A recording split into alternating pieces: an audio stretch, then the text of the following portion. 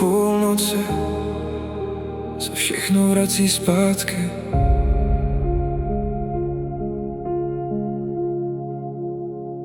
Sedím sem v prázdným bytě, kde ještě voníš po parfému a všechny naše staré fotky pomalu ztrácí význam.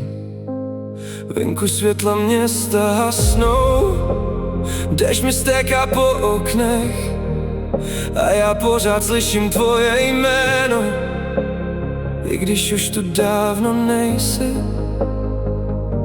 A každá noc je delší, když vedle mě už nespíš, a všechny slova, co jsme měli, teď mizí někde v tichu.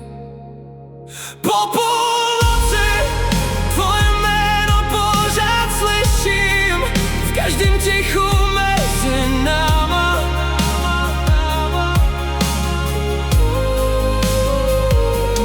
Po půlnoci už se ztrácím ve vzpomínkách a nevím, jak se vrací domů ten, co tě pořád miloval.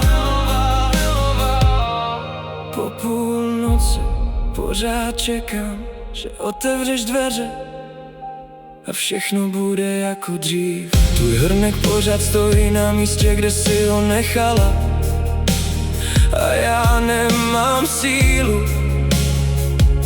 ho uklidit pryč.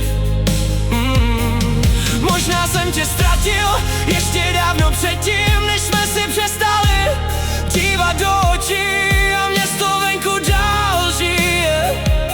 Jen já jsem zůstal stát někde mezi tím, co bylo a co už nikdy nebude.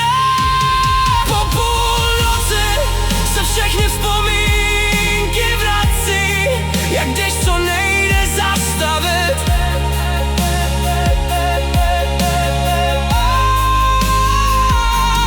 Po půlnoci pořád slyším tvoje kroky, i když vím, že už nikdy nepřijdeš.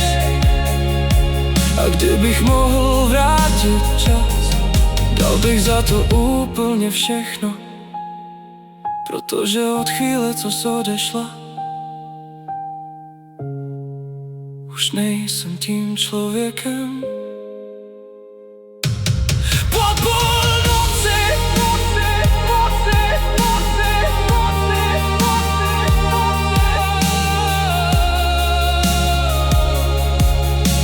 je každý ticho hlasitější.